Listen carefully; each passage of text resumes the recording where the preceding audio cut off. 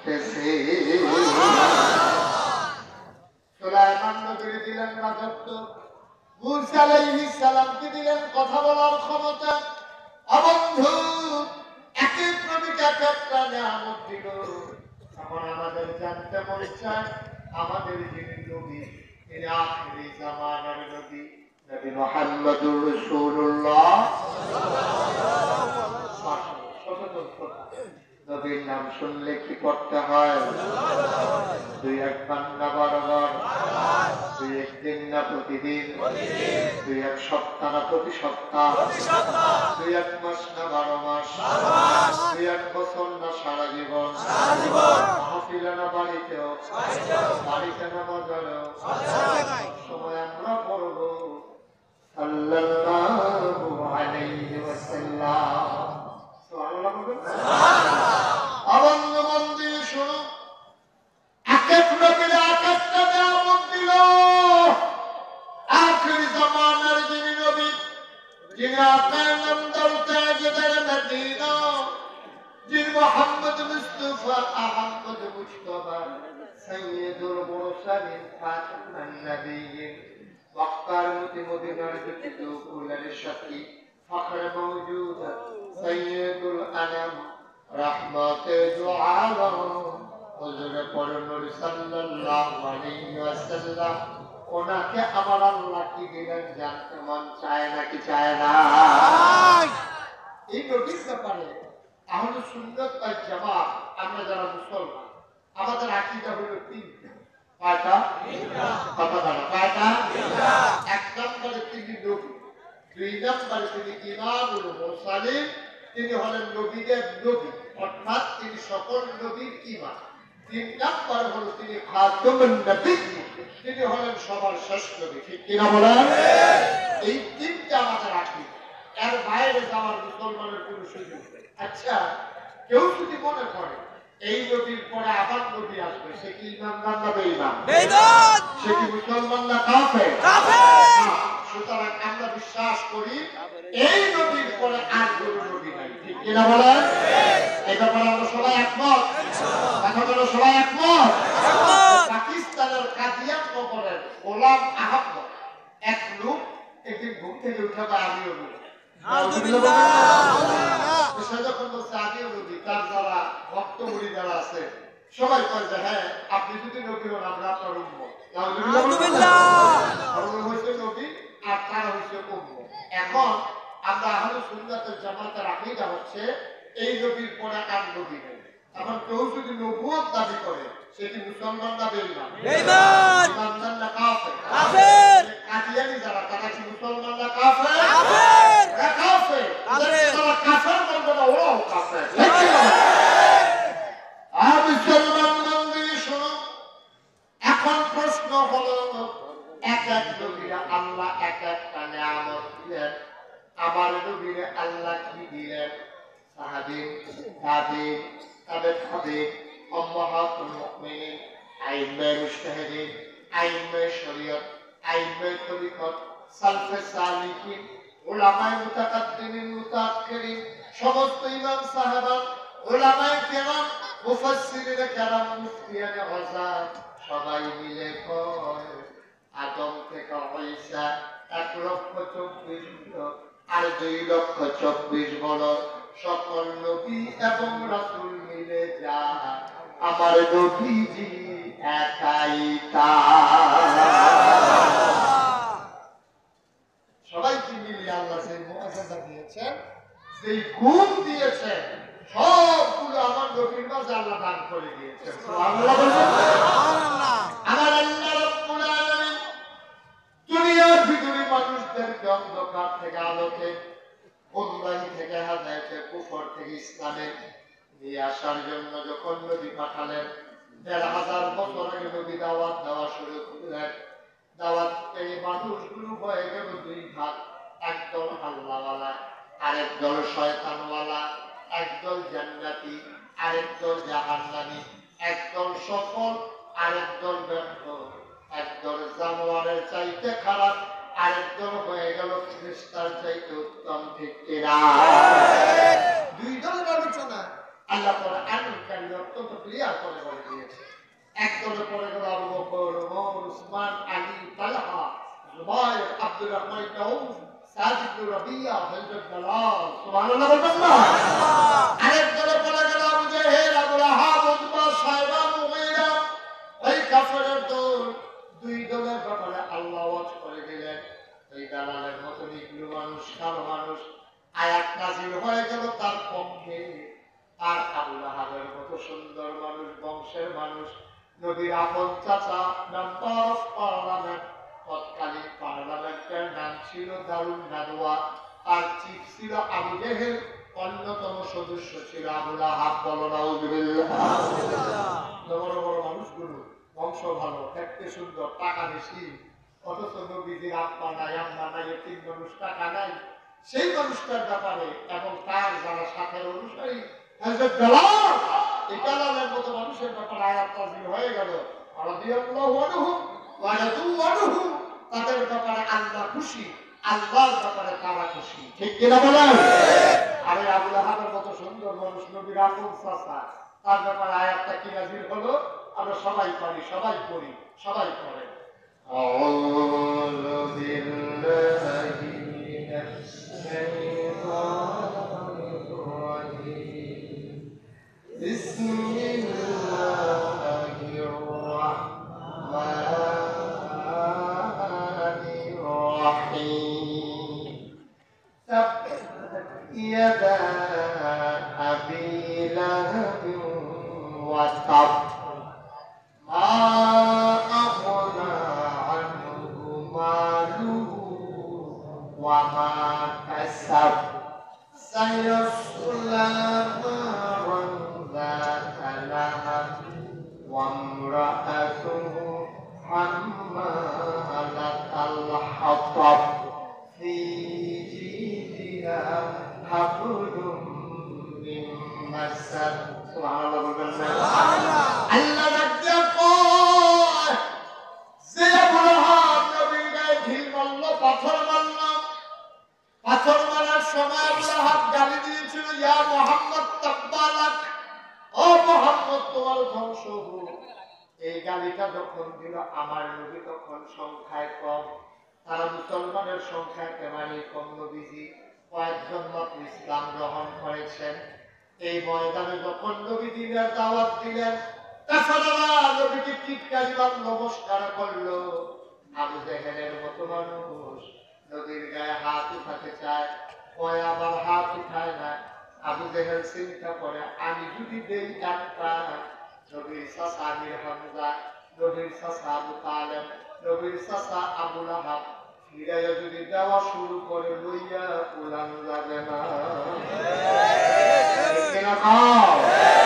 একটা দিয়া পয়লা খাওয়ান লাগে, এই ব্যাপারটা তো যাবে। আবু জেহেল এটা টের পাইয়া আগাইয়া যা, কিন্তু দেয় না।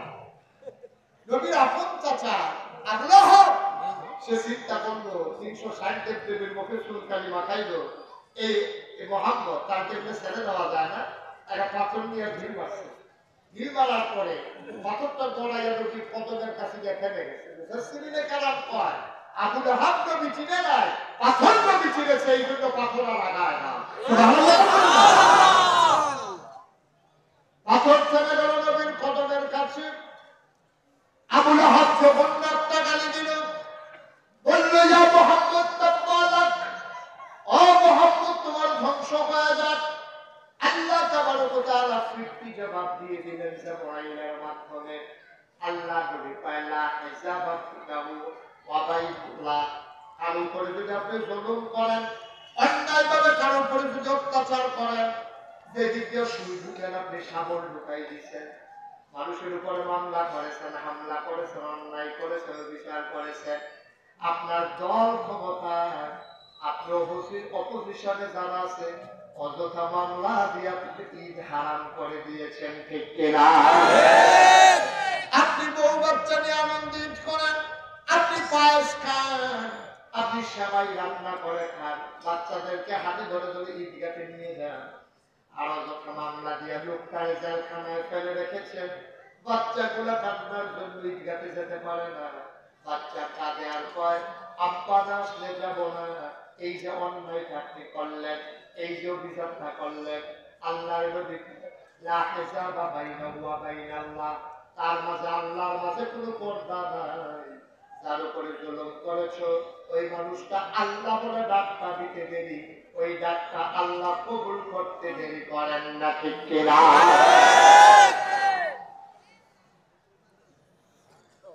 আবু জাহেল, আবু লাহাব, উতবা, সাইবা নবীকে যখন চিৎকারি মারল, মস্কারা করলো, পাথর যখন মারল, আবু লাহাব গালি যখন দিল, ইয়া মুহাম্মদ তাব্বালাক, ও মুহাম্মদ তোমার ধ্বংস হোক, আল্লাহ তাবারক ওয়া তাআলা জবাব ফেরত দিয়ে দিলেন। হযরত জিবরাইল এসে কই, ইয়া রাসূলুল্লাহ, আপনারে যে আবু জাহেল গালি দিছিল, ওই যে আবু লাহাব মারছিল, এটার জবাব তো চলে আসছে, রায় চলে আসছে। রায়টা কি? রায় হইল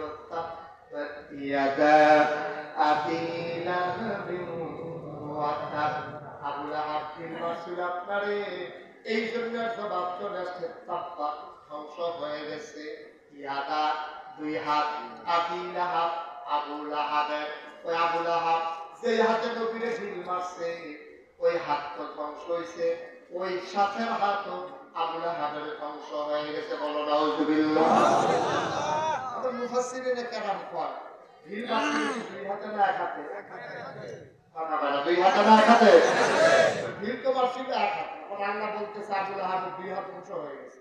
এটা কেমন বিচার হলো? ঢিল মারছে এক হাতে, তাহলে এই হাত টুকরা টুকরা করে ফেলো, এই হাত গুঁড়ো গুঁড়ো করে ফেলো, এই হাত ভেঙে ফেলো, এটা তো আমাদের আপত্তি নেই। কিন্তু ঢিল মারলো এক হাতে আর ধ্বংস করে দেবে দুই হাতে, এটা আল্লাহর কেমন বিচার? মুফাসসিরিনে কেরাম আল্লাহ আল্লাহ বিচার করেন না। তিনি হাকামুল হাকিম, তিনি আদিল, তিনি ইনসাফকারী, তিনি অন্যায় করেন নাই। যদিও ঢিল মারছে এক হাতে, সাথের আগে এক হাত সহযোগিতা করেছে। কারণ যখন বাচ্চারা যখন বল করে, ক্রিকেট বল, তখন কিন্তু এক হাত গামছা দিয়ে কিন্তু গায়ের সাথে ময়দানে এক হাতে বল ঘুরায় আর এক হাতে শুট দেয়, কিনা বলেন? এই হাত দুই হাতে ঘুরাইতে ঘুরাইতে তারপরে গিয়ে বল করে, এই হাতে বল করে এই হাতে হেইলিও করে, ঠিক কিনা? সুতরাং যেই হাতে বল করছে আর যে হাতে হেইলিও করছে, মাছ দমিন্দার সেই গাছ গোলার হুন্ডার হেই, ঠিক কিনা? যেটা ফতুয়া হচ্ছে, যদিও ওই ঢাকা রাজধানীতে শীততাপ নিয়ন্ত্রিত কক্ষে বসে একদল গোলামরা নাস্তিক মুরতাদ ইসলামের বিরোধিতা করে, কথা বলে ইসলামের বিরুদ্ধে, তোমরা খেয়াল করে দেখবা ওই বুদ্ধিজীবী নামের কলঙ্ক যখনই কথা কয়, কথা কয় আল্লাহর বিরুদ্ধে, নবীর বিরুদ্ধে, ইসলামের বিরুদ্ধে। আমি বলেছি ঢাকা রাজধানীতে পুলিশ পাহারায় আল্লাহর বিরুদ্ধে, নবীর বিরুদ্ধে কথা বলা সহজ, যশোরের জমিনে এসে বললে বলো বিচারিত নিয়ে থাকা যাওয়া যাবে না। সুতরাং ওই ঢিল মারার, এই এক হাতে ঢিল মারছে আর এক হাতে হেলিও কইছে, দুলার আহুন কাজ গরিন্দার সেইবার, দুলার আহুন্দারও সেইবার। সুতরাং আমার রাজধানীতে বসে বসে যারা ইসলামের বিরোধিতা করে, আর এটা সুবিধা ওই যশোরের সাইজ করে টিভির ভিতরে দেখে দেখে যারা মজা মারে, ঠিকই আছে। আমার হুজুর রে ফতুয়া শোনো, ওই রূপ বইটা যেই দোষ, তুমি তার সমর্থন করো সেই দোষ। সুতরাং কথা বলতে খুব সাবধান। মুখ দিয়ে আসলো আর চা খাইতে খেতে বলা শুরু করে দিলা। আর বাংলাদেশের মানুষ তো এখন চা খাওয়া একটা এক্সপার্ট হয়েছে, এমন আর পানি খায়, চা খায়, চা খায়, সিয়া শিখা, সাঁতা শিখা, এক এক দিকে কাফের লোকগুলো শুনলে ছেলে বিদেশ থাকে, ওর বাবার চা খাওয়ার জন্য টাকা পাঠাইছে, সেগুলো শুধু চা, ওই দিন পায়ের লোক উঠে গেছে, রক্তের বোতলে চা পাবো, কারণ চাই না।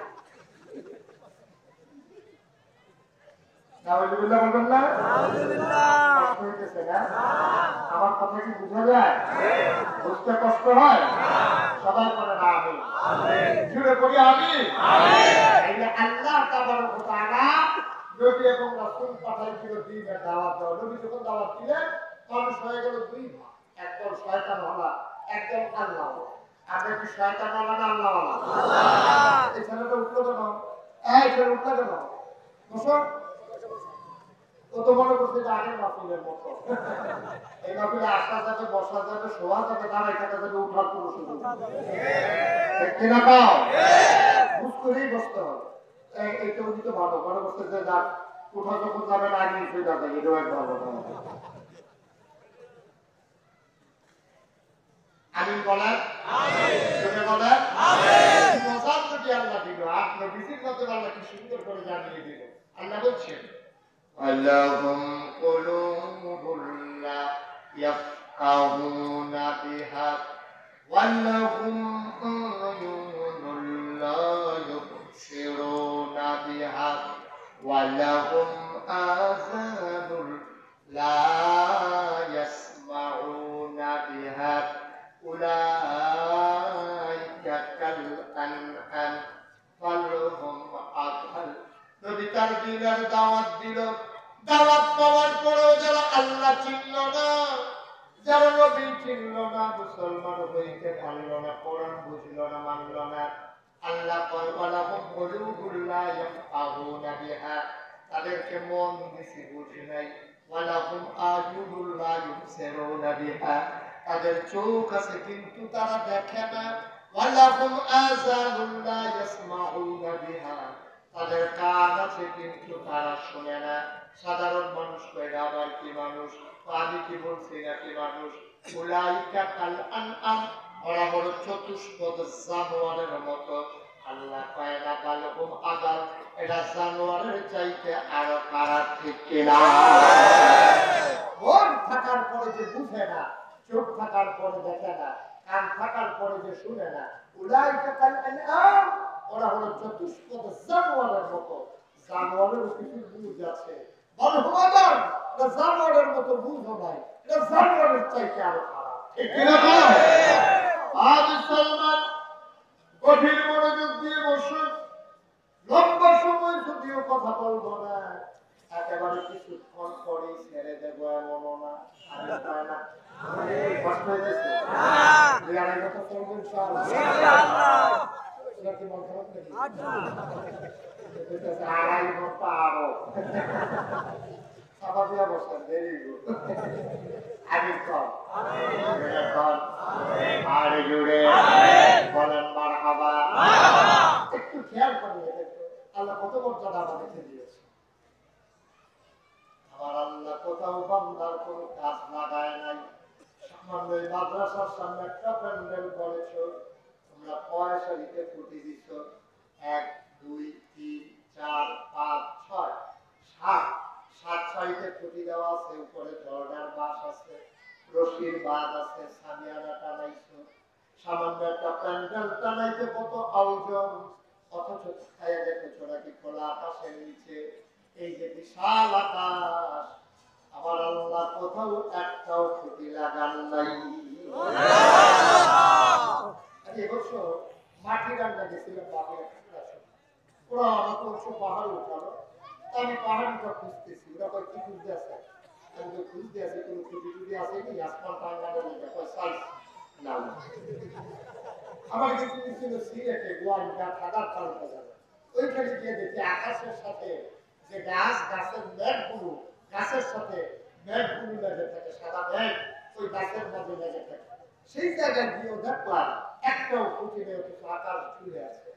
বিজ্ঞানীদের একটা সংস্থা আছে, মহাশূন্য নিয়ে যারা গবেষণা করে, ওই সংস্থাটার নাম হলো নাসা, আমেরিকায়। এই নাসার বিজ্ঞানীদের পেজে আমি সার্চ দিই, আমি সেটা প্রশ্ন করলাম, ও বিজ্ঞানীরা, তোমাদের কাছে জানতে চাই, তোমরা তো মহাশূন্য নিয়ে গবেষণা করো, আকাশ টানায় কিন্তু কোথাও খুঁটি আছে?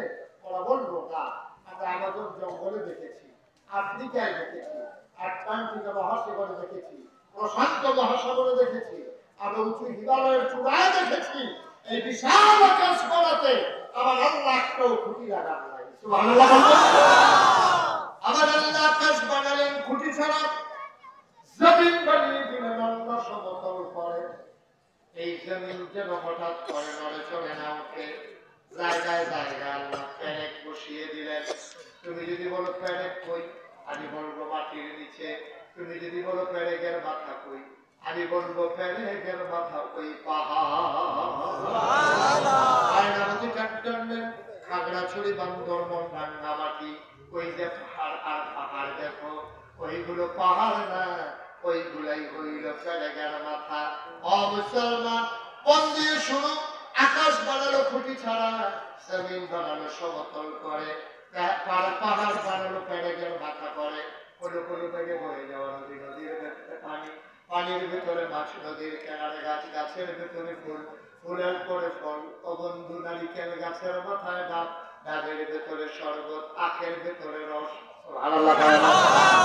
যিনি বানাইলো তিনি তোমার আল্লাহ, ঠিক কিনা? একবার জানতে মন চায় না? অযশোরের মানুষ, অজিনাইদের মানুষ কোনদিন আল্লাহকে জিজ্ঞেস করলে না, মাওলা আকাশ বানাইতে মানুষ লাগে না, জমিন সমতল করতে মানুষ লাগে না, পাহাড় বানাতে মানুষ লাগে না, নদী নালা খাল বিল বানাতে মানুষ লাগে না, তারপরে তুমি কেন মানুষ বানিয়েছ? আল্লাহ কয়, ইয়া আইয়ুহান নাসু উবুদু রাব্বাকুম, ও দুনিয়ার মানুষ, জানতে চাও কেন মানুষ বানিয়েছি? উবুদু রাব্বাকুম, ইবাদত করো তোমাদের রবের, আল্লাযী খালাকাকুম, যিনি তোমাদেরকে সৃষ্টি করেছেন, ওয়াল্লাযীনা মিন ক্বাবলিকুম, শুধু তোমাদেরকে সৃষ্টি করেন নাই, তোমার মা, তোমার বাবা, তোমার দাদা, তোমার জাতির পিতা ইব্রাহিম, তোমার আদি পিতা, তোমার আদি মাতা হাওয়া, সবাইকে যিনি বানালেন তিনি হলো তোমার রব। ইবাদত করো ওই রবের, বলো সুবহানাল্লাহ। ইবাদত করবো কার? আল্লাহ। ফিক্স করে দিয়ে বসে যান। এই যে ভাই, আপনি ফিক্স করে বসে, ঘোরা বেটা মাফি শুদ্ধ করে এটা দিয়ে ঠিক করে বসে পড়ো, আর ঘোরা বেটা দরকার নেই। সবাই পড়ে না আমি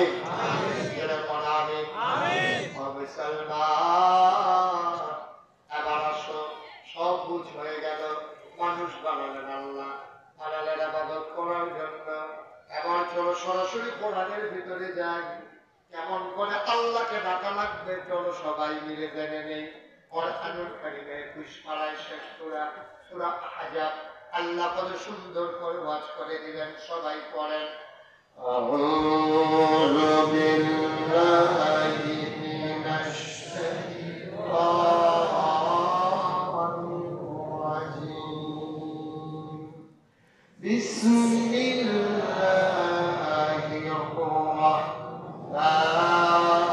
রাহমানির রাহিম। ইয়া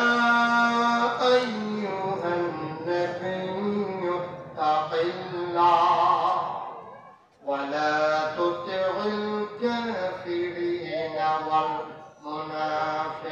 والمنافقين إن الله كان عليما حكيما واتبع ما يوحى إليك من ربك إن الله كان بما تعملون كبيرا وتوكل على الله وكفى بالله وكيلا. سبحان الله. আল্লাহ ডাকিয়া কইয়া, ইউহান নবী, হে নবী, ও মুসলমান বন্দী শোনো, কোরআনুল কারীমে আল্লাহ মাত্র 4 জায়গায় নবীর নাম বলে রেখেছেন, বাকি সব জায়গায় আইয়ুহান নবী, আইয়ুহার রাসূল, আইয়ুহাল মুদ্দাসসির, আইয়ুহাল মুযাম্মিল, এমন নানা, ইয়াসিন, তাহা, নানান নামে আল্লাহ ডেকেছেন। নবীর মর্যাদা দিতে গিয়া আমার আল্লাহ নবীর নামে কোথাও ডাকেন নাই, বড় সুবহানাল্লাহ। কি মজার নবী! একজন নবীর আমি বলছিলাম নরম গরম মিলে আছে, কিন্তু আখেরি জামানার যিনি নবী তার ব্যাপারে আল্লাহ কি সুন্দর আয়াত নাযিল করেছে শুনেছেন। আল্লাহ বলছেন, ফাবিমা রাহমাতিন মিনাল্লাহি লিনতা লাহুম ওয়ালাউ কুনতা ফাযযান গালিযুল কলব লানফাদু মিন হাওলিক ফাআফু আনহুম ওয়াস্তাগফির লাহুম وشاورهم في الأمر فإذا عزمت فتوكل على الله إن الله يحب المتوكلين. বলেন সুবহানাল্লাহ। আল্লাহ বলেন, ও নবী, আপনার মনটাকে আল্লাহ নরম করে বানাইছে। সুবহানাল্লাহ বলেন না? আমার নবীর মনটা গরম না নরম? প্রমাণ আছে নাকি নাই? নবী সিদ্দিক বসে আছেন মসজিদে নববীর সামনে, এমন সময় একজন সাহাবা একটা টুকরি মাথার ভিতরে একটা খাড়ি দিয়ে, এটা আপনাদের দিকে কি করে? ঝুড়ি, মাটি কাটে যে ঝুড়ি, না খাড়ি, ঝুড়ি, ঝুপড়ি, ওড়া, একটা পথ, ওই যে এটা নানান জায়গায়, আমরা তো সব নানান জায়গায় যাওয়া লাগে, তো আপনাদের এলাকায় কি করে? ঝুড়ি, মাটি যেটা দিয়ে কাটে এই ঝুড়ি। এখন ঝুড়ির ভিতরে ঝুড়ি নিয়ে, মাথার ভিতরে ঝুড়ি নিয়ে আসছে নবীজির দরবার। নবীজি আয়েশা বলতেছে, আসসালাতু আসসালামু আলাইকা ইয়া রাসূলুল্লাহ। নবী বললেন, ওয়া আলাইকুম আসসালাম ওয়া রাহমাতুল্লাহ। কি খবর ইয়া রাসূলুল্লাহ? আমার গাছে, খেজুর গাছে যখন ফুল করেছে তখন আমি নিয়ত করেছি যে আপনার জন্য এক ঝুড়ি পাকা খেজুর দেবো আপনার হাদিয়া। সুবহানাল্লাহ বলবেন না? হাদিয়া দেবো এক ঝুড়ি খেজুর। নবীজি বললেন, হ্যাঁ হ্যাঁ স্যার, আমার ঘরে তোমাকে স্বাগত, ভালোই হয়েছে। 2 দিন ধরে সাহাবারা কিচ্ছু খায় না, সবাই অপেক্ষা আছে, কেউ তোমরা কোনো হাদিয়া নিয়ে আসো কিনা। হাদিয়া যখন আসছো ভালোই হয়েছে। তো নবীজি ওই ঝুড়ি ভর্তি খেজুর রাখলেন সামনে, সবাইকে বললেন ভুল হয়ে বসো। সবাই চতুর্দিকে ভুল হয়ে বসলো। নবীজি আদর করে নবীজি কাছে, আমি যেমন আপুকে আমার কাছে রাখি এই এলাকা আসলে, নবীজি আদর করে নবীর আদরের জামা আপন চাচাতো ভাই হযরত আলী, সুবহানাল্লাহ বলবেন না?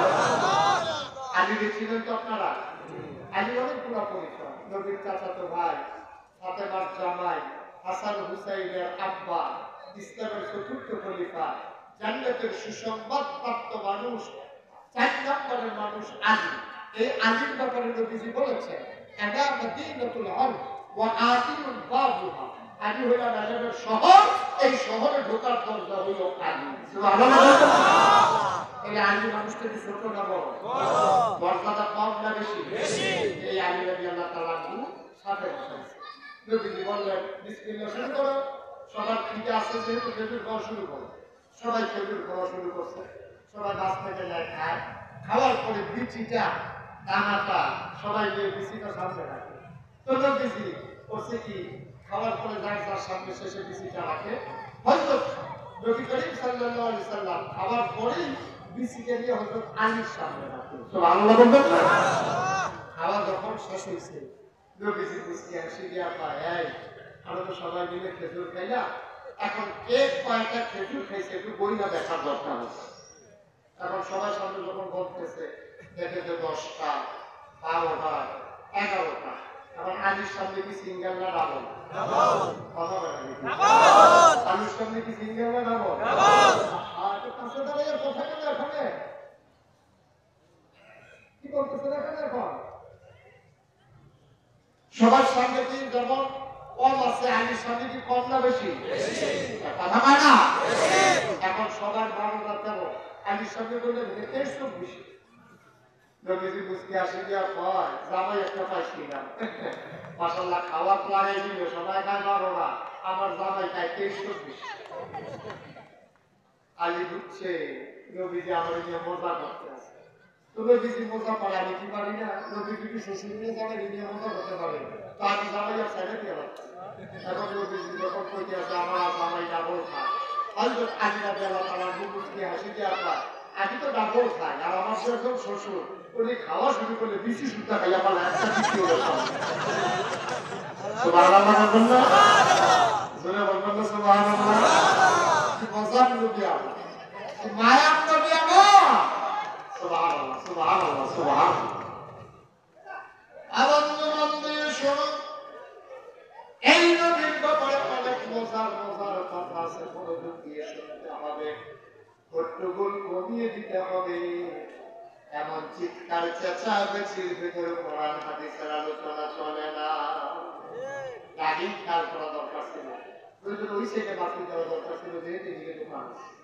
এভাবে বাজারের ভিতরে ওয়াজ করা যায়? বাজারের ভিতরে তো ওয়াজ করা যায় না। মুসলমান মন দিয়ে শোনো, আল্লাহর নবী কেমন মজার নবী, কেমন মায়ার নবী আমার নবীজি। এই নবীজি যখন দিনের দাওয়াত দিলেন, মানুষগুলো যখন 2 ভাগ হয়ে গেল, অবন্ধু আল্লাহ রাব্বুল আলামিন ডাকিয়া কইয়া, আইয়ুহান নবী, হে নবী।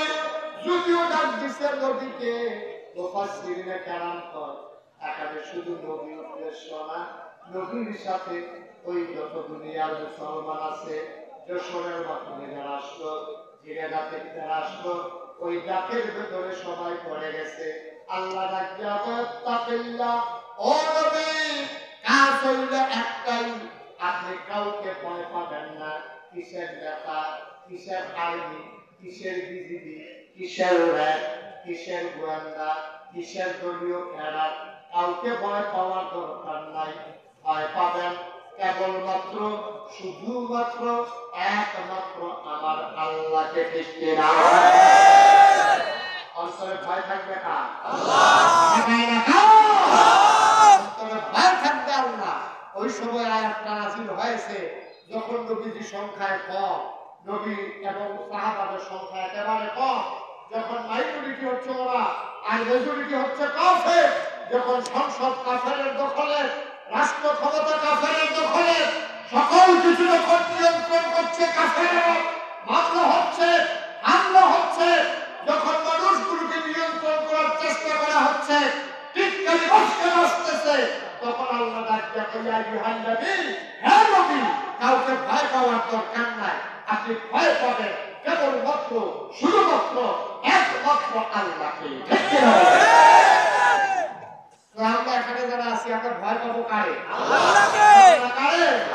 ভয় পাওয়ার কথা ছিল আল্লাহরে। মুসলমান ছিল সিংহের জাতি, সেই জাতি এখন আল্লাহরে না ডরাইয়া এখন রাস্তার ভিতরে টায়ার ফুটছে, উঠে দিছে, তো উঠতে ক্ষেত্র দিছে, লাভ দিয়ে দিয়ে মারে। মুসলমান আজকে সিংহের জাতি আজকে শিয়ালের জাতিতে পরিণত হয়েছে। এই জন্যই আজকে মুসলমানদেরকে জায়গায় জায়গায় কাফের বেদিনের অত্যাচার নির্যাতন করতেছে। ঠিক কিনা বলো? গোটা বিশ্বে 200 কোটি মুসলমান, পুরো বিশ্বে কারো ক্ষমতা নাই মুসলমানের দিকে চোখ বড় বড় করে তাকায়। ঠিক কিনা বলো? এই ক্ষমতা আল্লাহ কাউকে দেয় নাই। আমরা যদি ভয় পাওয়া শুরু করছি, আমরা যখন কাফের বেদিনদেরকে মাথার উপর উঠাই ফেলছি, তখন তারা আমাদেরকে টিটকারি মারে, মস্কারা করে, আমাদেরকে ভয় দেখায়, নির্যাতন করে, নিপীড়ন করে। খোদার কসম, মুসলমান যদি আবার সিংহের মতো গর্জন দিয়ে উঠতে পারে, তাই ওই কাফের বেদিনেরা বিড়ালের মতো আর কুকুরের মতো আর ওই ইঁদুরের মতো ভক্তের ভিতরে লুকানো ছাড়া তাদের কোনো উপায় নাই। ঠিক আছে? 313 জন মাত্র সাহাবা, 313 জন আর 1000 কাফের। আমরা কি পরাজিত হয়েছিলাম না জিতে গিয়েছিলাম? জিতে গিয়েছিলাম। তো জয়ী হয়েছিলাম মাত্র 313 জন। সুবহানাল্লাহ। তারা 1000, এক একজনের সাথে এক একজন মোটা, এক একজনের সাথে এক একজন তাজা, এক একজন প্রশিক্ষণ প্রাপ্ত, গায়ের ভিতরে বর্ম, পিঠের ভিতরে তীর ধনুক, কোমরের খাতের ভিতরে তরবারি, হাতের ভিতরে বর্ষা, ঢাল, তলোয়ার, সব কিছু নিয়েও যখন বদরের প্রান্তরে আসলো, আমরা 313 জন মুসলমান সেদিন প্রমাণ করে দিয়েছিলাম যে আমরা হেরে যাওয়ার জাতি নই। 313 জন 1000 মানুষকে কচু কাটা করে ইসলামের পতাকা করে আকাশে উড়িয়ে দিয়েছে। ঠিক কি না? আজকে মুসলমানের সংখ্যা এই পৃথিবীতে 200 কোটি, 175 কোটি মুসলমান এই পৃথিবীতে, 200 কোটি মুসলমান। 313 জন পারল, আমরা পারলাম না। কারণ নবীজি যখন মসজিদের ভিতরে বসে বসে কাঁদতেছিলেন, সাহাবারা কাঁদেন কেন? সাহাবারা মক্কা থেকে খবর আসছে কাফেররা নাকি সদা হয়েছে, আমাদেরকে নাকি আক্রমণ করবে।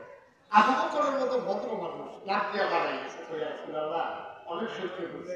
আগে আবু বকরের ব্যবসা ছিল, মক্কা খুব ছিল, বাড়ি ছিল, ঘর ছিল, আমাদের জায়গা জমি ছিল, খেজুরের বাগান ছিল, আমার কাপড়ের ব্যবসা ছিল, সব ফেলে শান্তির জন্য মদিনায় চলে এসেছে। আজকে ওরা এখানেও যখন এসে আক্রমণ করতে চায়, আপনি ভয় পাওয়ার কোনো দরকার নাই, আমরা আছি, আমরা ছেড়ে দেব। আবু বকরের মতো মানুষ যখন এই কথা কয়, উমরের মতো মানুষ কি নরম না গরম? কথা বলে দেখি, নরম না গরম? উমর তো লাভ দিয়ে দাঁড়াইতে ইয়া রাসূলুল্লাহ, আইতো কর, আইতো কর, খেলা হতো ময়দানে। সুবহানাল্লাহ বলবেন না? সুবহানাল্লাহ। সহ্য করেছি, আর কোনো সুযোগ আসতে বলে, আসতে বলেন ময়দানে, সেই দিন দেখা যাবে কি হয়। নবীজি ডাক দিয়ে বলতেছে, দেখো তোমরা যে বলতেছো তাদের সাথে যুদ্ধ করবা, তুমি তো এক বেলা খাইলে আরেক বেলা খানা নাই, শরীর শুকাই গেছে, বাতাসের গাছে দুটো দাঁড়াই থাকা লাগে, 3 দিন ধরে গোসল নাই, 2 দিন ধরে খানা নাই, এইভাবে যুদ্ধ করতে পারবা? ওমর চিৎকার করে কই আর রাসূলুল্লাহ, যুদ্ধ শরীর দিয়া হয় না, যুদ্ধ হবে ঈমান দিয়া। যুদ্ধ কি শরীর দিয়া না ঈমান দিয়া? ঈমান দিয়া। নবীজি বসে কাঁদতেছে, মদিনার সাহাবারা কই আর রাসূলুল্লাহ, কথা তো বলবো, আমরা যুদ্ধ করব, আপনাকে একা ফেলে যাবো না, আমরা মুসার উম্মতের মতো। মুসার যখন উম্মতের বিষয় হোক, ফেরাউনের বিরুদ্ধে যুদ্ধ করা লাগবে, উম্মতের হাত আটকিয়া বেঁচে আছে, আপনি আর আপনার আল্লাহ যুদ্ধ করে আইয়াম কাঁদালে আসছি। আমরা কি সেই নবীর উম্মত? আমরা সেই নবীর উম্মত। এখন নবীজি যখন বলছে, তো ঘটনা কি কই আসলে আমার টেনশনের কথা, আমরা মুসার উম্মতের মতো আপনারা একা পাঠাই দেবেন, আমরা তো ঠিক আছে, তোমরা তো সবাই রাজি, কথা বলেন না, আমরা তো সবাই রাজি যুদ্ধ করবো, কিন্তু কষ্ট হলো অন্য জায়গায়, যুদ্ধ যে করবা অস্ত্র পাইবা করি। মদিনার মুসলমান বলতেছি ইয়া রাসূলুল্লাহ, অস্ত্র যুদ্ধ করবো মক্কা মদিনা সকল মুসলমান মিলে, আর অস্ত্র সাপ্লাই দেব আমরা মদিনার মুসলমানেরা। সুবহানাল্লাহ বলবেন না? আর এই কথা যখন বলছে, তো ঠিক আছে যাও বাড়িতে অস্ত্র নিয়ে আসো। এখন মদিনার মুসলমান ঘরে ঢুকছে, ইয়া ঘরের ভিতরে ডাক দিছে, কই গেলা?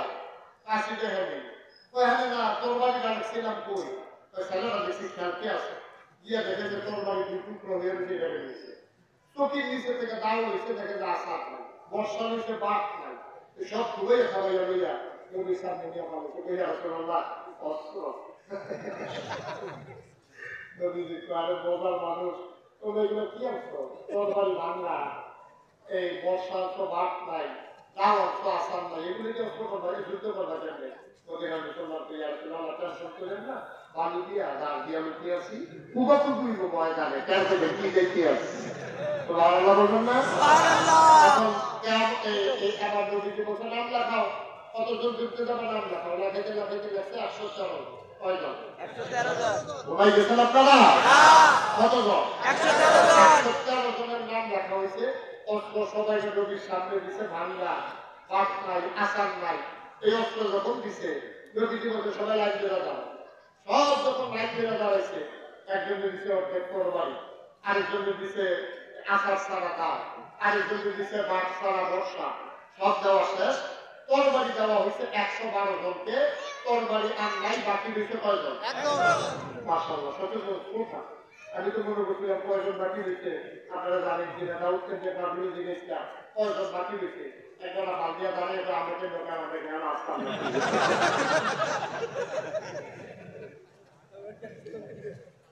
কয়জন বাকি রয়েছে?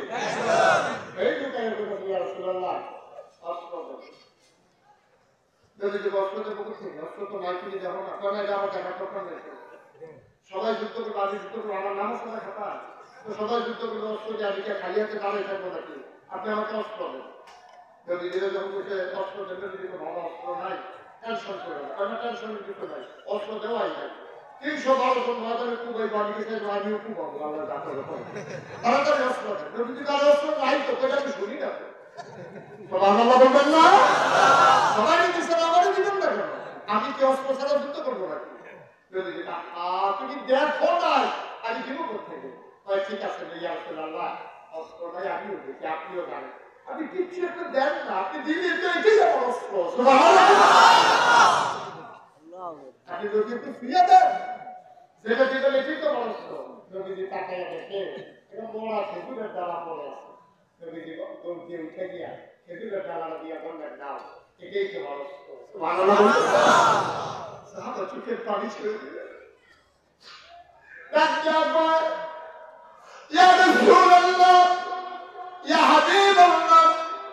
সবাইকে আপনি তরবারি দিয়েছেন, বর্ষা দিয়েছেন, দা দিয়েছেন, আমাকে মোড়া খেজুরের ডালা দিয়েছেন, আপনি নিজের হাতে আলাদা করে যখন দিয়েছেন, খোদার কসম, কে কি বুঝলো আমার দরকার নাই, আমি বিশ্বাস করি অন্যের তরবারির চাইতে আমার খেজুরের ডালা সবচেয়ে বড় অস্ত্র। আমি বিশ্বাস করি, আমার বিশ্বাস। যুদ্ধের ময়দানে গেলেন কতজন? 113 313 নাকি নাই আইসি আর কি বইয়া লিখে হলো বড় চিন্তা করতেছে গরু দিজানি গরু 313 117 নিচে এমনি আমরা কম হলো 1000 এবারে আরো কমাই দিচ্ছি 313 খেয়াল করে নাই তো ওই দিকে সাইয়ে উনিও জানে 313 স্লিপ অফ টাং এটা মুক্তি আয়সা করছে কতজন আমরা কতজন 313 আমরা কত আর ওরা কত মুসলমান কতজন কাফের কতজন আমরা কি মোড়া না শিকড় ওরা কি শিকড় না মোড়া সবাই সাহায্য অস্ত্র শস্ত্র লইয়া 1000 আছে আর আমরা কতজন 313 জন যখন ময়দানে গেছে আমাদের এদিকে কাবু ফলাইছে ওরা 1000 রক্তকি গায়কি গান বাজনা দুধ তবলা খাসি জবাইতে আছে কাবাব বানাইতে আছে নর্তকীরা গাইয়া গাইয়া পুরুষের সামনে কবর টুকাইতে আছে গিয়া পুরুষদেরকে উত্তেজিত করতে আছে তোমরা কেমন পুরুষ আজকে যদি বদরের প্রান্তরে এই মুসলমানদেরকে হারাইতে না পারো আমাদের চুরিগুলো তোমরা পা হাতে নিবা আর আমরা তোমাদের তরবারিগুলো নিয়ে যুদ্ধ করবো এমন ভাবে মহিলারা পুরুষদেরকে খেপাইতেছে রাজুগুলো বলবেন না এরকম খারাপ মহিলা জায়গা জায়গা আছে নাকি নাই আছে খারাপ মহিলা অভাব নাই আমি কুমিল্লার জায়গা মাফিলে দিয়েছি খারাপ মহিলা কি আছে এক পুরুষ লোক ডাক দিয়া দালাপ দিয়া দাঁড়ায় বলছিল আমরা ঘরই আছি বুঝত কেটে কোথায় বেশি খেলে যায় আমরা ঘর আসি ঘরের কথা বাইরে আসে খেলে যায় আর ভিতরে কত বাচ্চার সঙ্গে তাই আমার আঙানো নেই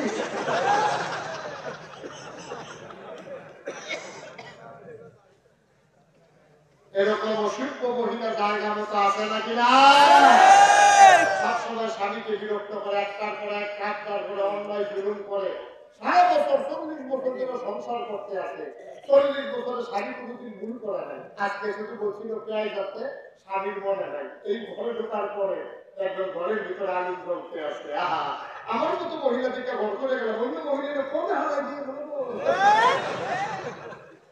40 বছর সংসার করছে এটার খবর নাই একদিন পেয়ে যাতে মনে নাই সব রাত খুব মান অভিমান চিৎকার চেঁচামেচি সব কিছু শেষ করে বানাইছে এই হইল বাংলাদেশের গোটা বিশ্বের মহিলারাই সব মহিলা না অধিকাংশ মহিলাই অকৃতজ্ঞ আমি সারা জীবনের নাটক তারা মনে রাখে না ঠিক কিনা পাও একটা ভুল হইলে আমার মায়েরা দেখা যায় সেই ভুলটাই ঘুরে ফেলে 40 বছর যে কাপড় দিলে এটার খবর নেই আবার ঈদের দিতে পারছে না এই দেশগুলো এলাকা হয়ে গেছে ঠিক কিনা পাও আমার মায়েরা এই কাজ করা যাবে না এই ব্যাপারে কথা বলে আসতেছে মাদেরকে কি ভূমিকা পালন করতে হবে সেই ব্যাপারে কথা বলবে ইনশাআল্লাহ লম্বা সবাই নিয়ে করতেছি বুঝে না কষ্ট হচ্ছে আর সবাই দেখতে ছেড়ে দেবো সবাই করি আমি ছেড়ে করি আমি কথা এই এবার আমরা 313 আমরা কত কত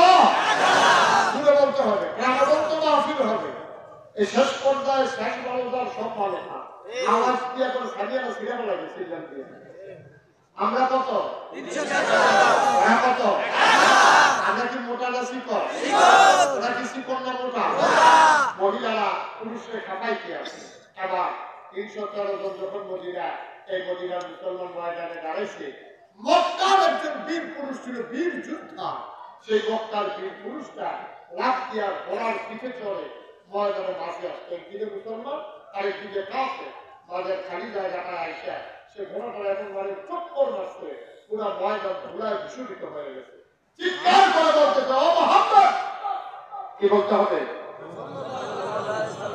ও মুহাম্মদ আপনার কাফের বলতেছে মুহাম্মদ তোমার কত বড় কলিজা তুমি এতিম ছিলা জন্মের আগে মা হারাইছো জন্মের পরে মা হারাইছো তোমরা আমরা তোমারে খেজুর খাওয়াইছি জমজমের পানি খাওয়াইছি কত আদর যত্ন করছি চাচা আমি তালের করে বড় হয়েছিল খাটিটাকে দিয়ে করে নাও টাকা পাইছিল এইগুলো সুদ্ধা নাম করতে করে শেষ করছো এখন আসছো মক্কার মানুষের ভিতরে অস্ত্র ধরার জন্য তুমি কত বড় নিমক খানা তাহলে তুমি যাদের খানা খাইয়া বড় হইলা তাদের বিরুদ্ধে অস্ত্র ধরো এই যখন নদীদিকে নিমক খারাপ বলছে তখন পাশে ছিল হযরত আলী 21 বছর বয়স পাগুলা তার শিকড় লাভ দিয়ে উঠে গেলে চোখ দিয়ে যেন আগুন বের করছে কপালে ঘাম জমে গেছে লাল হয়ে গেছে লাল হযরত আলী লাভ দিয়ে এসে নদীর হাতটাতে ধরছে এরা বলতেছি ইয়া রাসূলুল্লাহ মক্কার কাফের আপনাকে এই বলছে আপনি নাকি নিগো খারাপ আপনি দয়া করে অনুমতি দেন আমি তার মোকাবেলা করতে চাই আমি তার সামনে দাঁড়াতে চাই তুমি বললে তুমি চেনো তাহলে সে হচ্ছে মক্কার সারা বীর যোদ্ধা মক্কায় মদিনা এত বড় যোদ্ধা নাই তুমি ছোট্ট মানুষ তুমি পারবে তার সাথে বসো আমি দেখতেছি কি করা যায় চুপ করে বসে আছে আসে ওই সেনাপতি চিৎকার করে বলে ও মুহাম্মদ যুদ্ধের ময়দানে এসে কাপুরুষের মতো তাঁবুতে বসে থাকলে আইসা লাভ কি আনলে ময়দানে আসো বাইরে ফিরে যাও আবার হযরত আলী বলতেছি ইয়া রাসূলুল্লাহ দেখছেন সে আপনার কাপুরুষ বলে আপনি অনুমতি দিয়ে আমি নেমে যাই নবীজি বললেন চুপ করে বসো আমি সময় হলে বলবো আলী বসে আছে আবার ওই মক্কার বীর পুরুষ চিৎকার করে বলতেছে মুহাম্মদ পুরুষ হিসাবে তোমার মানায় না তুমি মহিলা হিসাবেই ভালো তুমি মহিলার মতো চুরি হাতে দিয়া মদিনায় ফিরে যাও আবার ওইখানে লাফ দিয়া দাঁড়াইয়া যদি হাতের ভিতরে করে চিৎকার করে বলি আর রাসূলুল্লাহ আপনি যতই বলেন আমাকে ফেরত যেতে আমি তো ফেরত যাবো না আপনি আমাকে অনুমতি দেন খোদার কসম আমার বয়স হতে পারে কম আমার পাগুলো হতে পারে চিকন আপনি দেখেছেন মনে করেছেন আমার গায়ে জোর কম আমার আল্লাহ সাক্ষী আল্লাহর কসম আল্লাহ আমাকে এমন দুঃসাহস দিয়েছে আল্লাহ আমাকে এখন এমন ক্ষমতা দিয়েছে আমি বিশ্বাস করি আমার হাতে তরবারি দিয়া ওই মক্কার বীর পুরুষের দেহ থেকে কল্লা আলাদা করে দিতে পারি আপনি যদি আমাকে অনুমতি দেন আর একটু দোয়া করে দেন নবীজি আলীর দিকে তাকিয়ে আছেন গাল দিয়ে টপ করে পানি আল্লাহর নামে ডাক দিয়া কয় আলী রে ওয়ালি আমি তো তোরে ছেড়ে দিলে পারি যুদ্ধের ময়দানে তোর আব্বার কথা মনে পড়েছে আমার চাচা আবু তালেব তোর আব্বা যেদিন আম্মার ইন্তেকাল হলো তখন আমার 6 বছর বয়স আমি কাঁদতেছিলাম দাদা আব্দুল মুত্তালিব আমার ঘরে নিয়ে গেলেন আমার দাদা আব্দুল মুত্তালিব যখন ইন্তেকাল করেন তখন আমার 9 বছর বয়স আমি খেজুর গাছের নিচে দাঁড়িয়ে কাঁদতেছিলাম তোর চাচা আবু তালেব আমার ঘরে ধরে তোর আম্মার কাছে নিয়ে গেছে নিয়ে বলছে ও বিবি ও আলীর মা শোনো শোনো শোনো এই বাচ্চাটা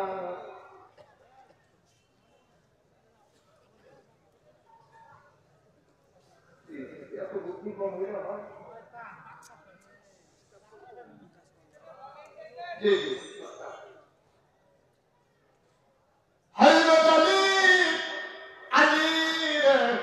তোর আব্বা তোর আম্মার কাছে আমাকে নিয়ে গেছে বলছে এই ছেলেটা মা হবে এই ছেলেটার বাবা হলেন এই ছেলেটার নাম মুহাম্মদ তার দাদা আব্দুল মুত্তালিব আমার আব্বা বিদায় হয়ে গেছে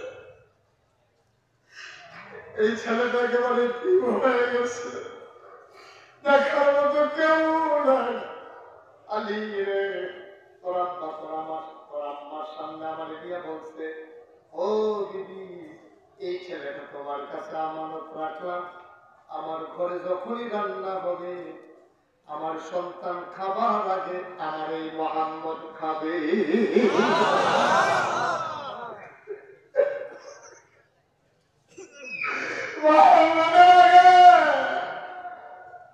এই ঘরে কেউ খাবে না আমি যতদিন তোর ঘরে ছিলাম তোদের ঘরে যতদিন ছিলাম তোর আম্মা মানে না খাওয়াইয়া কাউকে খাওয়ায় আমি যে তোর যুদ্ধের ময়দানে পাঠাবো মক্কার বীর পুরুষ তোর গায়ে যদি আঘাত করে আল্লাহ না করে কিছু যদি হয়ে যায় কিয়ামতের ময়দানে তোর আব্বা যখন দাঁড়াবে আমি তোমার লজ্জায় মুখ দেখাইতে পারবো এই জন্য তোর আমি যাইতে দেই না তুই থাক অন্যকে পাঠাই আর চিৎকার করে বলি আর রাসূলুল্লাহ ইয়া হাবিবাল্লাহ দয়া করে আপনি অনুমতি দেন আল্লাহ খোদা আমার উপরে রহমত করেছে আমি গেলে খোদার কসম আমার হাত থেকে এই কাফের রেহাই পাবে না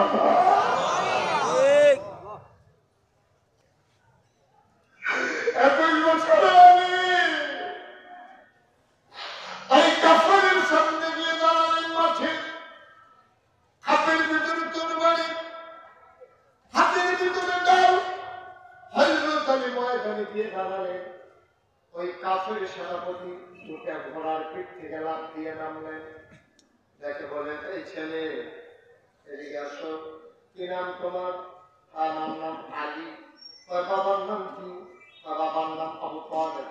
ও তুমি ভাই সাহেবের ছেলে, তাহলে তোমার আব্বা আমার বন্ধু ছিল, মক্কা একসাথে কত ঘোড়দৌড় দিয়েছি, তরবারি চালিয়েছি, তুমি কেন এসেছো? আমি এসেছি যুদ্ধ করার জন্য। আবার সেনাপতি চিৎকার করে কয়, তুমি বোধহয় আমার নাম শোনো নাই, মোহাম্মদ আমার সাথে মস্করা করে, তোমার মতো ছোট একটা বাচ্চারে পাঠাইছে, তুমি চলে যাও, তোমার রক্ত দিয়ে আমার হাত আমি লাল করব না।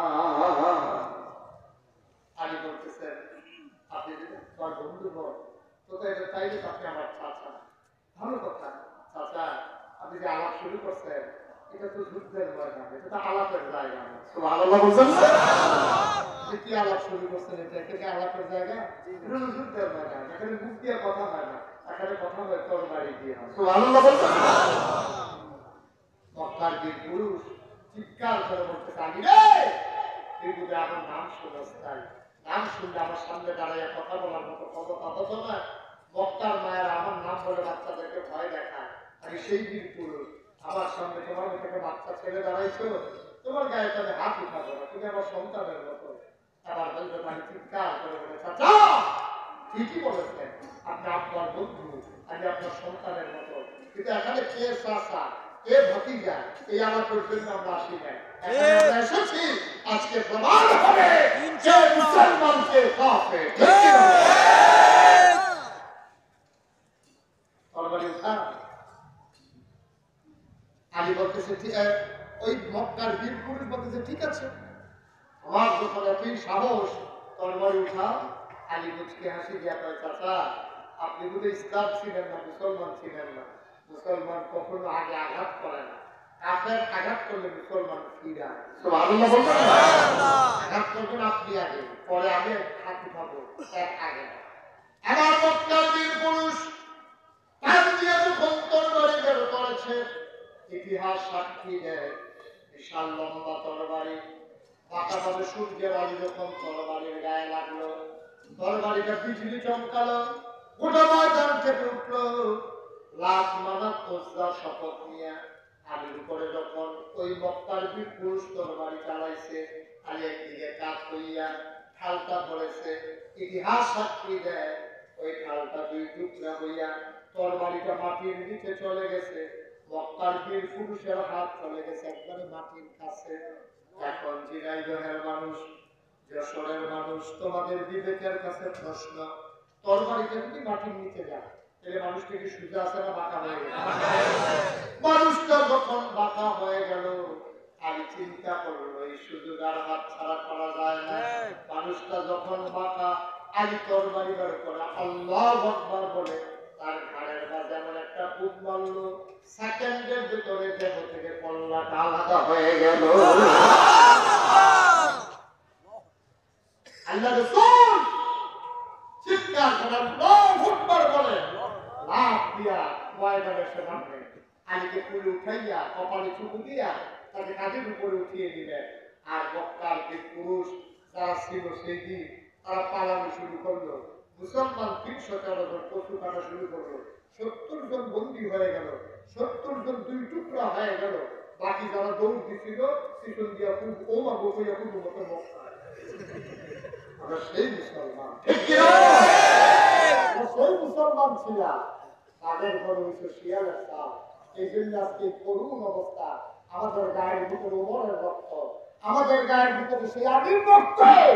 আজকে এই পৃথিবীতে 200 কোটি মুসলমান থাকার পরে আজকে ভারতে ওই দিল্লিতে আমার মুসলমানের রক্তে দিল্লির রাজপথ যখন রঞ্জিত হয়, আমরা স্পষ্ট করে বলে দিয়েছি ভারতের চা বিক্রেতা বুদ্ধিওয়ালা তুমি মুসলমানের হাত দিয়েছ ভারতে, 200 কোটি মুসলমানের পরিচয় থেকে আগুন জ্বেলে দিয়েছ।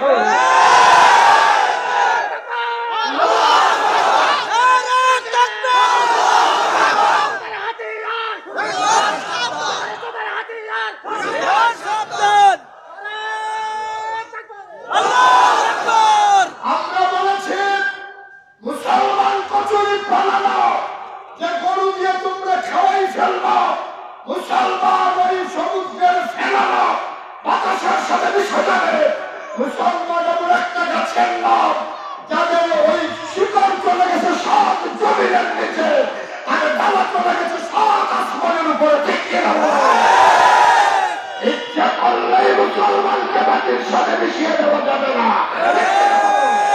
সামান্য কয়েকজন মুসলমান হয়তো মনে করেছে হত্যা করে মুসলমানকে দমিয়ে দেওয়া।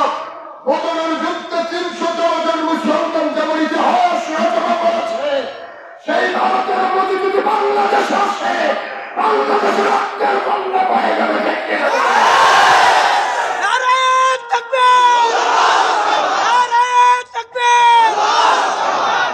সুতরাং আমাদেরকে মনে রাখতে হবে আমরা সেই বদলের মুসলমান। 313 জন মুসলমান সেই দিন বদলের প্রান্তরে মাথা নত করে নাই। পরে 200 কোটি মুসলমান ওই ভারতের রক্তচক্ষুর কাছে মাথা নত করার মতো জাতি মুসলমান নয়। ঠিক কিনা? আমি বলেছি মুসলমান হচ্ছে এমন একটা গাছের মতো। এই গাছটাকে আপনাদের দেশে কি বলে আমি জানি না। এই বেড়া দেওয়ার জন্য আমাদের শুধু একটা গাছ পায়। এটা কি গাছ পায়? এদিকে যেটা মরে না, 3 লাখ দিলেও মরে না। শীতকাল আসতে দেখুন এটা পাতা পড়ে না। ঠিক কিনা? দূর থেকে মনে হয় যে গাছটা মরে গেছে। তো গাছটা মরে গেছে মনে করে শুধু বাচ্চা ছেলে আম্মারে দিয়া পেতেছে, আম্মা দাওটা একটু দাও দেখি। দাও দিয়ে কেন? দাও দিয়া এই যে আমাদের প্রিয় গাছটা আছে যে এটা তো মরে গেছে, এটা কাইটা ফেলি।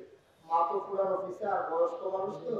মা পেতেছে, বাবা তুমি তো ছোট মানুষ, তুমি জিও যাচ্ছি বাবা, এটা পাতা ধইয়া যায় কিন্তু চামড়ার নিচে যায়। দেখতে না পাও? গাছ দেখলে মনে হয় মরে গেছে, আসলে মরে না, চামড়ার নিচে যায়। আমি বলি মোদি বলো আর ইসলামের দুশ্মন যারা, তারা মনে করছো যে জিওর গাছের মতো পাতা যখন নয় মুসলমান বোধ মরে গেছে, একটা সুযোগ আসলে ইতিহার বাবা জিওর গাছ কেমনি আবার পাতা ছাড়ে। মুসলমান একবারে মরে যাওয়ার জাতি দেয়, সময় সুখ মেরে থাকে, সময় আসলেই আবার টের পাইবা বাঘের গর্জন কারে বলে। শুধু সময়ের জন্য। ঠিক কিনা বলো? শুধু সময়ের অপেক্ষা। শীতকাল চলতেছে তো, বর্ষার বৃষ্টি ফোটাও নিয়ে যাবে কেমন পাতা ছেড়ে দেয়। চিন্তার দরকার নেই, টেনশন নেই। আলহামদুলিল্লাহ। মন দিয়ে শুনুন, এই মুসলমানের কলিজায় থাকবে আল্লাহর ভয়। এই মুসলমান কখনো কারো রক্ত চক্রকে ভয় পায় না। মুসলমান ছিল, মুসলমান আছে, মুসলমান থাকবে। মনে রাখবে অন্তরে যতদিন আল্লাহর ভয় রাখবা ততদিন এই মুসলমানকে কেউ পদানত করতে পারবে না। ঠিক কিনা? আল্লাহর ভয় অন্তর থেকে যখন দূর হয়ে যাবে তখনই মুসলমান পদানত হয়ে যায়। স্বাভাবিকভাবে ওই আল্লাহ ইকবাল বলেছিলেন, বাঘ যখন ঘুমাই থাকে, খুব মন দিয়ে আসলে বাঘ ঘুমাই দিচ্ছে আরামে গাছের নিচে, তো ইঁদুর গর্ত থেকে বের হয়েছে। ইঁদুর গর্ত থেকে বের হইয়া দেখে যে বাঘের তো কোনো সময় কিছু করতে পারি না, বাঘের ভয়ে ইঁদুর সবসময় গর্তে থাকা লাগে। বাঘ যখন ঘুমাই দিচ্ছে, ইঁদুর গর্ত থেকে বের হইয়া এই ইঁদুরের ল্যাসটা বাঘের কানের ভিতরে ঢুকাইছে। ঢুকাই আমার গর্তের দিকে চাইয়া দিচ্ছে যে ইঁদুর যদি মাথা নাড়াতে ঢুকে গর্তের দিকে একটু দুষ্টামি করে দিয়ে যেহেতু বাঘ ঘুমাইছে। এখন বাঘ যখন ঘুমাইছে, ইঁদুর ল্যাস বাঘের কানে ঢুকাইছে। বাঘ ঘুমের ভিতরে নাড়া দিচ্ছে, ইঁদুর দৌড় দিয়ে গর্তে ঢুকে গেছে। বাঘ আবার ঘুমাইছে, ইঁদুর আবার এসে ল্যাস ঢুকাইছে কানের ভিতরে। বাঘ কি বুঝতে পারে নাই, বাঘ করে বসে লিচুর খাইতেছে, বাঘ আবার নাড়া দিয়ে ঘুমাই গেছে। তৃতীয়বারে যখন দিচ্ছে, বাঘ আর মাথা লাগা দেয়। বাঘ চোখ করে দেখতেছে কারবারটা কি দেখতে আছে, যে আমার সাথে দুষ্টামিটা করতে আসছে, কি দেখা দরকার।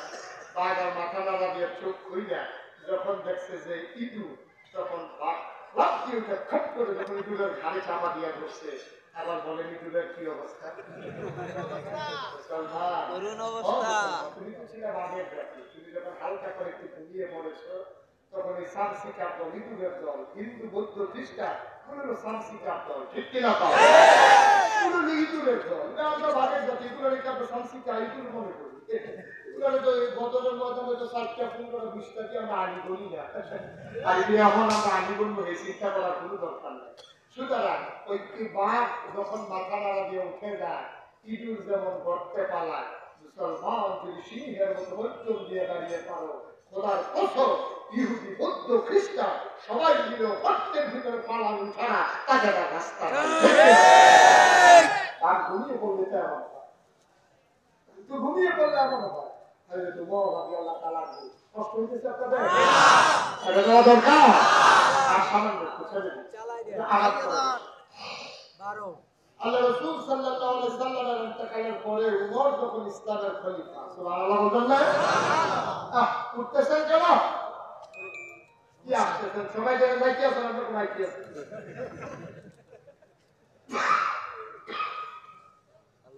এই কথাটা বলতেছিলাম, খুব মনোযোগের সাথে শুনে। উমর যখন ইসলামের দ্বিতীয় খলিফা, তখন এক ইহুদি আপনার পার্শ্ববর্তী দেশ থেকে এক খ্রিস্টান ঢুকছে মদিনায়। দুইটা গাড়ি পায়, তাই তো ভাই তোমাদের যে প্রেসিডেন্ট ওনার নাম, ওনার নাম উমর, সুবহানাল্লাহ বলবেন না?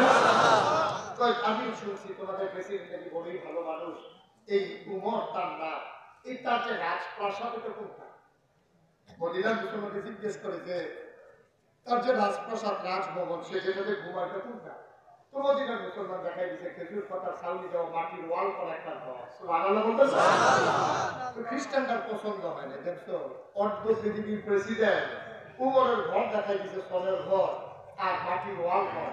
তো লোকটা বলতেছে ঠিক আছে এইটার ঘর পাওয়া, হয়তো ওনার স্পেশাল ফোর্স সিকিউরিটি গার্ড যারা আগে পিছিয়ে বাসি ভীষণ দিয়ে রাস্তা ক্লিয়ার করে, দেখছেন না আমাদের যখন মন্ত্রী আসে পে ফু করে কেমন করে মহিলা দুটো লাভ দিয়ে যাবার ইচ্ছে করে দেওয়া বাচ্চাদেরকে ভয় দেখা যায়, গাড়ি যেমন সারে ওরা মনে করছে উপরে পাহাড় আছে ঘুরতা তোমাদের এই আশপাশার এটা পাহাড়, তো ওর স্পেশাল ফোর্স সিকিউরিটি গার্ড ওই উমরকে যারা পাহাড় দেয় তারা তো বুঝলাম না, তো বুঝো নাই আরে উমরের বডিগার্ড। এবার মদিনার মুসলমান চোখের পানি ছেড়ে যেত, ভাই উমরকে ছিল না, উমরকে পাহারা দেবে কুল দেওয়ালা মানুষ আছে, উমরকে পাহারা দেওয়া লাগে? উমরে তো ঘুরে ঘুরে পাহারা দেয়, কে খায় না, কে ঘুমায় না, উমরকে পাহারা দেবে। তো বুঝলাম তাহলে তার পাহারা লাগে না, পায় না, তো গেছে কই? একটু আগে দেখছি ওই পাহাড়ের দিকে গেছে বিদেশি মেহমান, পাহাড়ের দিকে রওনা করলেন। কিছু দূর যাওয়ার পরে দেখে একটা মানুষ পাহাড়ের কিনারে খেজুর গাছের নিচে শুয়ে আছেন। বিদেশি মেহমান দূর থেকে তাকায়া দেখে অর্ধেকটা দেবতার ছায়ার, অর্ধেকটা রোদে। তাকায়া দেখে রে খেজুর গাছটার নিচে মানুষটা শুয়ে আছে একটা বাঘ। কি একটা বাঘ ঘুমন্ত মানুষটার মাথার কাছে বৈশা লেজ দিয়া মশা আর মাছি তাড়াইতেছে। বিদেশিরা আমার কদম আঘাত কদম পিছায় যেমন মনে করে বাঘ ওনার বোধহয় পোষা বাঘ আমার পাইলে তো শেষ, এক কদম আঘাত আর এক কদম পিছায়। লোকটা যখন এমন করতেছে বাঘটা বুঝছে, বাঘ বোধহয় ঘুমন্ত মানুষের সাথে দেখা করতে চায়। এবার বাঘটা আস্তে করে লেজ গুটাইয়া জঙ্গলের দিকে রওনা করেছে। আবার বিদেশি মেহমান ঘুমন্ত মানুষটা মাথার কাছে দিয়া দাঁড়াইছে। ঘুমন্ত মানুষটা আর ঘুম থেকে উঠলেন, তিনি বসলেন, গায়ের ভিতরে ঘুরা তিনি সেগুলি ছাড়লেন। তিনি যখন বসলেন তিনি মেহমান বলতেছে, ভাই আপনি কে? আমি কে? এটা পরে বলে তুমি কি? তোমার তো মদিনায় আগে দেখি নেই, তুমি কে? ভালোই বলছেন, আমি বিদেশি মেহমান আসছিলাম অর্ধ পৃথিবীর প্রেসিডেন্ট আমিরুল মুমিনিন হযরত উমরের সাথে দেখা করার জন্য আসছিলাম। আপনি কে? ওই ঘুমন্ত মানুষটা যিনি এইমাত্র জানলেন তিনি আস্তে করে মুচকি হেসে কয়, তুমি যে উমরের সাথে দেখা করতে চাও আমি সেই উমর। মাটির বিছানাতে বসলেন এই মাত্র, অর্ধেকটা ছায়া অর্ধেকটা রোদে। লোকটা বলতেছে মানুষগুলোকে আমার সাথে মস্করা করে, আর আগে একজনের সোনার পথে আইডিয়া তো উমরে খায়। এই লোকে ঘুরে চুপটা পায়, হে উমর ওইতেও পারে নাইলে বাঘ মাথার কাছে বসে রয়েছে কেন? সুবহানাল্লাহ বলছেন না? আবার বিদেশি মেহমান ডাক দেয়া কয়, আপনি উমর? কয় আমি উমর। আপনি উমর? কয় আমি উমর। কয় কি দেখলাম? কয় কি দেখলাম? কয় দেখলাম একটা বাঘ আপনার মাথার কাছে এসে বসে আছে। উমর মুস্কি হাসি দিয়ে কয় এটা স্বাভাবিক। বাঘ মানুষের মাথার কাছে বসে থাকে, এটা আবার স্বাভাবিক হয় কেমনে? ওমর ডাক দিয়া কয়, ও বিদেশি মেহমান, তুমি চিনো নাই মুসলমান হচ্ছে আল্লাহর শারানে আদম, তারা হচ্ছে আল্লাহর খলিফা, তাদের জন্য আল্লাহ সমস্ত মাখলুকাত বানাইছে। মানুষের কলিজায় যখন আল্লাহর ভয় থাকে, বাঘ, সিংহ, জন্তু, জানোয়ার সবকিছু মুসলমানের খেদমত করার জন্য পাগল হয়ে যায়।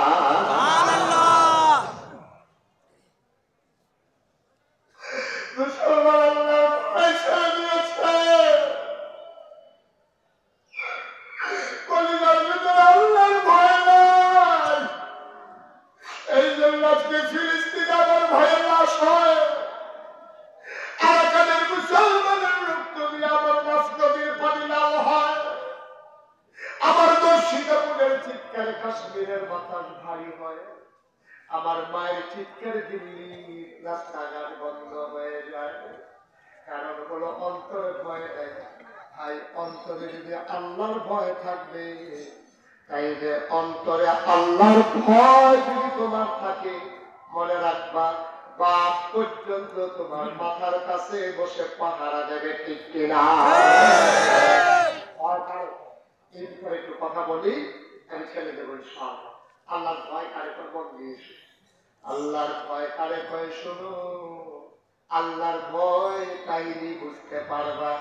আমি যে বলছিলাম আমার মায়েরা একটুর চাইতে একটু হলে অভিযোগ করে, অবাক 21 বছরের আলীর সাথে ফাতেমার বিয়ে হয়ে গেল।